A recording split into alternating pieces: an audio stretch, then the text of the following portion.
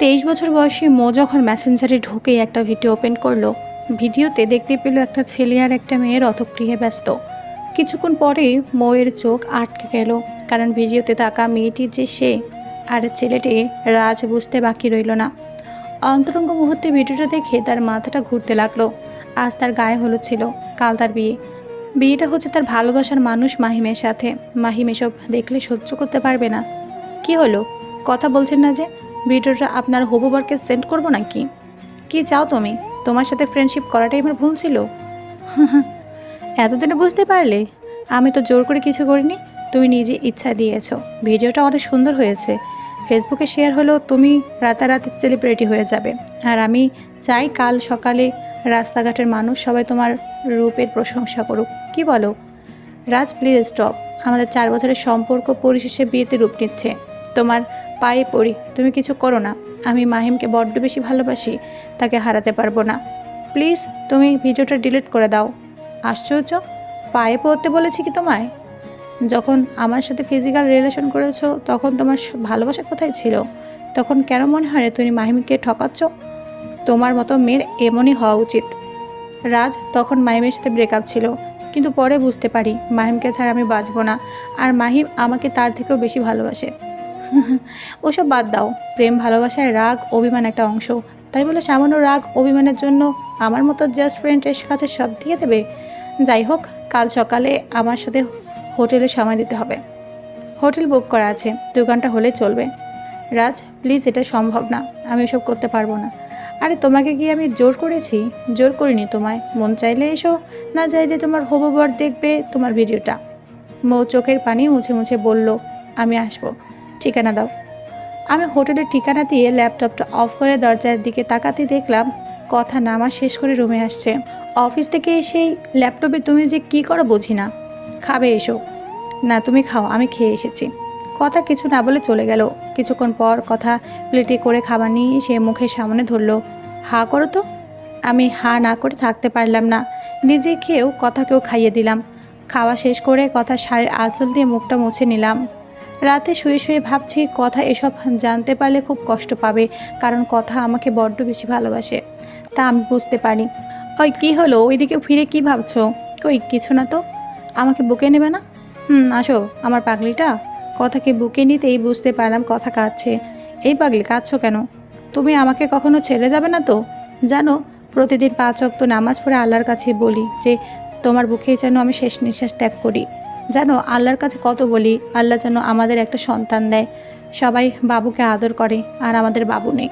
জানো, পাশের বাসার অবনী ভাবি যে বেবিটা আছে না, সে বেবিকে আজ কোলে নিতে গিয়েছিলাম, কিন্তু ভাবির মা আমাকে কোল থেকে বেবি কেড়ে নিয়ে বলেছে অলক্ষণে মেয়ে তাদের নাতি কোলে নিলে অমঙ্গল হবে। কথা এইসব বলে আমাকে আবারও শক্ত করে জড়িয়ে ধরে কাঁদতে লাগলো।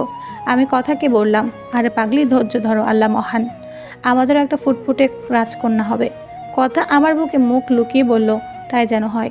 পরের দিন সকালে ব্ল্যাক কালারের শার্টটা পরে বের হলাম হোটেলের উদ্দেশ্যে। হোটেলে গিয়ে দেখি নীল রঙের একটা শাড়ি পরে বসে আছে মৌ। শাড়িতে খুব সুন্দর লাগছে। মৌকে নিয়ে হোটেলের রুমে চলে গেলাম। রুমে গিয়ে দরজাটা বন্ধ করে দিতেই মৌ ভয়ে জড়সড় হয়ে গেল। তার চেহারা স্পষ্ট ভয় দেখতে পাচ্ছি, অথচ এই মৌ আজ থেকে 6 মাস আগে আমার সাথে হোটেলে নিজ ইচ্ছায় তার সতীত্ব দিয়েছে। আছে মৌয়ের ভয়াত চাহনিটা দারুণ লাগছে। মৌয়ের কাছে গিয়ে বউকে একান্ত আপন করে নিলাম। আমাকে সরানোর কোনো শক্তি মৌয়ের নেই। মৌ অনিচ্ছা থাকা সত্ত্বেও সব কিছু বিলিয়ে দিচ্ছে, দিতেই যে হবে, কারণ এটা তার পাপের ফল। কিছুক্ষণ পর মৌয়ের ওপর শুয়ে থেকে শার্টটা গায়ে জড়িয়ে হোটেল থেকে বের হয়ে আসলাম। মৌ হোটেল থেকে খুঁড়িয়ে খুঁড়িয়ে বের হয়ে সোজা বাসায় এসে পড়ে। বাসায় আসলেই মৌয়ের মা জিজ্ঞেস করে কোথায় ছিল এতক্ষণ সে। মৌ সোজাসাপটা উত্তর দেয় সে বান্ধবী বাসায় গিয়েছিল। তার মা চলে যায়। মৌ শাওয়ার নিতে বাথরুমে চলে যায়। সকালের কথা মনে করে সে প্রচণ্ড কান্না করে। শাওয়ারের পানির সাথে সাথে চোখের পানিও ঝরছে। এই কান্না যে কাউকে দেখানো যাবে না। সন্ধ্যাবেলা মৌ তার নষ্ট শরীরটাকে লাল বেনারসিতে জড়িয়ে বিয়ের আসরে বউ সেজে বসেছে। বউয়ের বারবার মনে হচ্ছে সে কি দেবে তার স্বামীকে, মাহিমকে বাসর রাতে। মন চাচ্ছে সুইসাইড করতে। এদিকে রাত্রিবেলা বাসায় এসে দেখি ঈশা নামাজ পড়ে কথা মোনাজাতে কাঁদছে। আমি রুমে গিয়ে শার্টটা খুলে ফ্যান ছেড়ে বসলাম। মাথার উপর ফ্যান ঘুরছে, সাথে আমার মাথায় নানা রকম কথা ঘুরপাক কাটছে। হঠাৎ কথা এসে বলল, কি হয়েছে, কি ভাবছো এত গভীর মনোযোগ দিয়ে? আমি কিছু না বলে প্যাকেট থেকে একটা বকুলের মালা বের করে কথার খোঁপায় পড়িয়ে দিলাম। কথা কিছু না বলে আমায় জড়িয়ে ধরে বলল, এখনও আমায় ছেড়ে যাবে না তো? যদি যাও আমাকে তোমার হাতে খুন করে যেও। কথার কপালের ঠিক মাঝখানে আলতো করে ভালোবাসার স্পর্শ এঁকে দিয়ে বললাম, কোথাও যাব না তোমায় ছেড়ে। এইবার একটু হাসো মোর প্রিয়তমা। কথা না হেসে আবারও কান্না করে দিল। দিনগুলো ভালো কাটছিল। মৌকে সপ্তাহে একদিন হোটেলে ডেকে নিয়ে আসি। এদিকে মৌয়ের ননদ হাফিসা মেয়েটার সাথে খুব ঘনিষ্ঠ সম্পর্ক হয়েছে। সম্পর্কটা ফেসবুকে বন্ধুত্ব থেকে শুরু হলেও কিছুদিন পার হতে আর বুঝতে বাকি থাকে না মেয়েটা আমার প্রতি অনেকটা দুর্বল। অথচ 2 বছর ধরে রাফি নামের এক ছেলের সাথে বিয়ে ঠিক হয়ে আছে। বিদেশ থেকে ফিরলেই বিয়ে। নাফিসার সাথে রাফির প্রেমের সম্পর্ক স্কুল জীবন থেকেই। বিয়ে ঠিক হওয়া সত্ত্বেও নাফিসা রুম ডেট করতে রাজি হয়ে যায়। কয়েকদিন হোটেলেও গিয়েছি। নাফিসাকে তাই সুযোগ বুঝে হোটেলে আসতে বলে সেও সায় দেয়। আমি যথারীতি সকাল 10টায় অফিসের নাম করে যখন বের হই তখন দেখি কথা কোরআন তলাত পড়ছে। আমি বাসা থেকে বের হয়ে অফিসে গিয়ে দুপুরের সময় অফিস থেকে ছুটি নিয়ে নেই। নাফিসাকে নিয়ে যখন হোটেলের রুমে ঢুকবো তখন হোটেলের নিচের তলার রিসেপশনে দেখি কথার মতো কাউকে। বুকের ভেতরটা মুহূর্তে নাড়া দিয়ে ওঠে। নাফিসাকে রুমে বসতে বলে আমি নিচে চলে যাই। নিচে গিয়ে দেখি কথার সাথে আরেকটা ছেলে। কথা ছেলেটার সাথে দাঁড়িয়ে আছে। একটু পর ছেলেটা ম্যানেজারের সাথে কথা বলে পকেট থেকে 2000 টাকা বের করে দিয়ে একটা চাবি নিয়ে কথাকে নিয়ে হোটেলের রুমে ঢুকে পড়ল। এদিকে আমার কাছে মনে হচ্ছে কেউ আমার কলিজাতে ছুরি ঢুকিয়ে দিচ্ছে। যে কথা বোরকা ছাড়া বাহিরে বের হতো না, আজ সে কথাই অন্য একটা ছেলের সাথে। না, এ হতে পারে না। যে কথা আমাকে হারানোর ভয় কাঁদতো, আজ সে কথায় হোটেলের নোংরামি করতে আসছে। আমি আর কিছু সহ্য করতে পারছি না। দৌড়ে গিয়ে সে রুমের দরজাতে ধাক্কা মারলাম। দরজা খুলতেই যা দেখলাম তা দেখে খানিকটা বিস্মিত হলাম। কথার পাশে বসা লোকটাকে সহ্য করতে পারলাম না। দৌড়ে গিয়ে লোকটার গালে চড় বসিয়ে দিলাম। তোর কি করে সাহস হয় আমার বউকে নিয়ে হোটেলে নষ্টামি করতে নিয়ে আসার? তোমার কি করে সাহস হয় অন্যের বউকে নিয়ে হোটেলে নষ্টামি করার? কি করে সাহস হয় অন্যের বোনকে নিয়ে হোটেলের রুমে সময় কাটাবার? কি বলছো এসব কথা?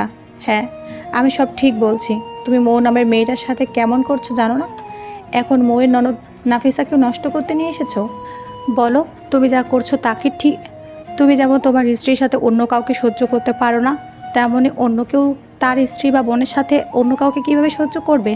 হ্যাঁ হ্যাঁ, আমি যা করছি সব ঠিক।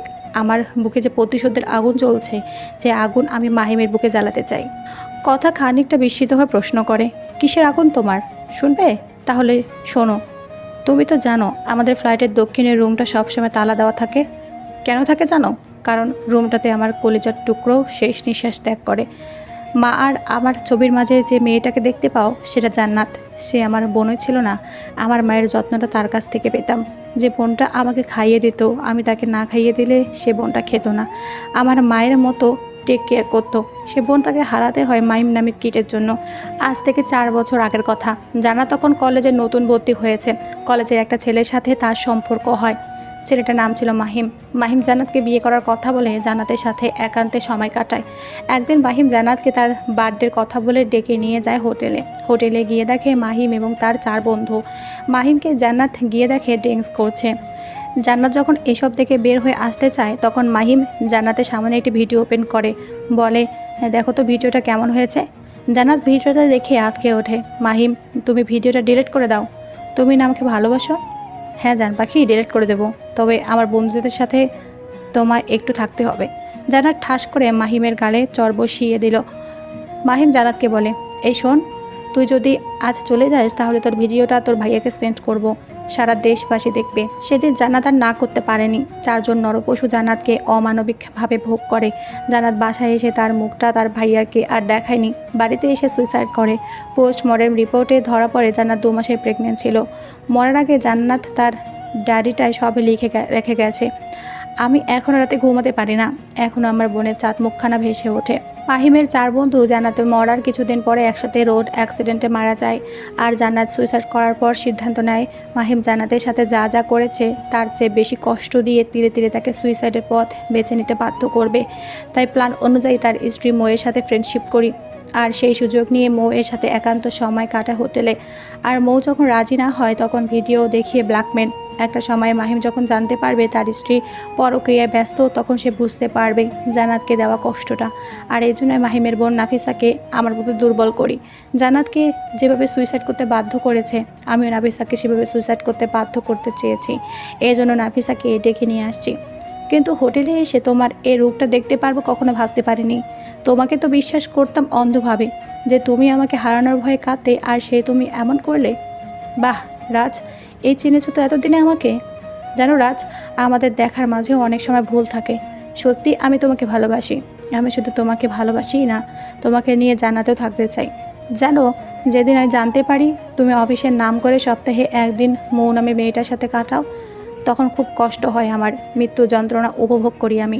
ছোটবেলা থেকেই মামার বাড়িতে বড় হই, বাবা মাকে দেখিনি কোনোদিন, পাইনি বাবা মার আদর, কিন্তু আল্লাহ তোমাকে পাঠিয়েছিল। তোমার বুকেই আমি সমস্ত সুখ খুঁজে পেতাম। প্রতি ওয়াক্ত নামাজ শেষে আল্লাহর কাছে দুহাত তুলে বললাম, জানাতেও যেন তোমাকে স্বামী হিসেবে পাই। জানো, যেদিন জানতে পারি তুমি মৌকে ব্ল্যাকমেল করে তার সাথে অবাধ মেলামেশা করো, সেদিন খুব কষ্ট পেয়েছিলাম। তুমি কি জানো না, ব্যভিচারী পুরুষের জন্য রয়েছে জাহান্নাম। আমি কিভাবে চাইবো তুমি জাহান্নামী হও। জানো রাজ, একটা মেয়ে সব কিছু ভাগ দিতে পারলেও তার স্বামীর ভাগটা অন্য কাউকে পারে না। কিন্তু জানতাম না তোমার বুকে এত কষ্ট। তুমি আমাকে একটি বা জানাতের সাথে ঘটে যাওয়া বিষয় নিয়ে কথা বলনি। রাজ, যে যেমন কর্ম করবে তার ফল সে অবশ্যই পাবে। জান্নাতের সাথে যা হয়েছে তা মোটেই ঠিক হয়নি, আর এই বিচার পরওয়ারদিগার অবশ্যই করবে। কুকুরে যদি কামড় দেয়, কুকুরের পায়ে মানুষের কামড় দেওয়া শুভঙ্কর নয়। জানো রাজ, আমি যার সাথে হোটেলে আসছি সে আমার মামাতো ভাই। আমি শুধু তোমার ভুলটা ভাঙানোর জন্য অভিনয় করেছি। তুমি আমাকে ক্ষমা করে দাও। তোমাকে যে বড্ড বেশি ভালোবাসি, তোমাকে যে আমি দুনিয়াতে নয় শুধু পরকালেও স্বামী হিসেবে চাই। কথার দিকে চেয়ে দেখি কথার চোখ দিয়ে টপ টপ করে পানি পড়ছে। কথার মামাতো ভাই সব কিছু খুলে বলল। আমি কথাকে বুকের সাথে জাপটে ধরে বললাম, আমি আর কোনো খারাপ কাজ করব না, আলহামদুলিল্লাহ। নাফিসা, একটু ভিতরে আসো তো বোন। কথা, তুমি নাফিসাকে কিভাবে চেনো? তুমি যা যা করতে সব ফলো করেছি। নাফিসা আসলে কথা নাফিসাকে বলল, বোন, আমার বরকে ক্ষমা করে দিও। আর হ্যাঁ, মনে রেখো, একজন প্রাপ্তবয়স্ক পুরুষ আর মহিলা কখনো বেস্ট ফ্রেন্ড হতে পারে না। আচ্ছা, তোমরা যা করতে এসেছিলে এটা ঠিক না। তোমার ভালোবাসার মানুষ এটা জানলে খুব কষ্ট পাবে। আশা করি বুঝতে পেরেছো। নাফিসা কিছু না বলে চলে গেল। বাসায় এসে কথা আমাকে সুন্দর করে গোসল করিয়ে তওবা পড়ালো, যেন কোনো দিন এসব না করি। বইয়ে সব ভিডিও ডিলিট করিয়ে আমাকে আসরে নামাজ পড়তে পাঠিয়ে দিল। নামাজ পড়ে এসে দেখি মৌ বাসায়। আমি রুমে ঢুকতে কথা আমাকে ইশারা দিয়ে মৌয়ের কাছে ক্ষমা চাইতে বলল। আমি মৌয়ের কাছে কৃতকর্মের জন্য ক্ষমা চাইলাম। কথা মুখে বলল, বোন, তুমি কিছু মনে না করলে কিছু কথা বলতাম। হ্যাঁ বলো। আমি রাজের কাছ থেকে সবটা জেনেছি। রাজের সাথে তোমার প্রণয়, মাইমের সাথে ব্রেকআপের সময়। তুমি হয়তো ভুলে গেছো, প্রেম ভালোবাসার রাগ অভিমান অবিচ্ছেদ্য অংশ। আর এই রাগ অভিমানের জন্য বেস্ট ফ্রেন্ডের সাথে একান্ত সময় কাটানো অন্যায়, কেননা এক সময় এই জন্য তোমার সুইসাইড করতে হতে পারে। এছাড়া বিয়ের আগে নিজের বয়ফ্রেন্ডের সাথে একান্ত সময় কাটানো ঠিক না, কারণ মানুষের মন সবসময় এক থাকে না। তুমি যেতে পারো, আজ থেকে তুমি নিরাপদ। এদিকে বছর দুয়েক পর আমাদের ঘর আলোকিত করে ফুটফুটে এক রাজকন্যা হয়েছে। রাজকন্যার নাম হলো রাইসা। কথা নামক পরশ পাথরের ছোঁয়ায় জীবনটা সোনালি রঙে রাঙাতে পেরেছি। এখন দুজনেই 5 ওয়াক্ত নামাজ পড়ি। কথার মাধ্যমে শিখতে পেরেছি ক্ষমার মাঝে প্রকৃত শান্তি পাওয়া যায়। শুক্রবার জুমার নামাজ পড়ে বাসায় এসে দেখি কথা কোরআন পড়ছে, রাইসা ঘুমিয়ে আছে। রাইসার মাথার কাছে ফোনটা ক্রিং ক্রিং করে বাজছে। ফোনটা হাতে নিতে ওপাশ থেকে পরিচিত কণ্ঠে মৌ বলল, রাজ ভাইয়া, যদি সময় হয় মাহিমকে একটু দেখতে আসেন। মাহিম খুব অসুস্থ। মাহিমের ক্যান্সার হয়েছে, লাস্ট স্টেজে আছে। মরার আগে আপনার কাছে ক্ষমা চেয়ে নিতে চায়। ফোনটা রেখে আকাশের দিকে তাকিয়ে বললাম, নিশ্চয়ই আল্লাহ সর্বোত্তম বিচারকারী।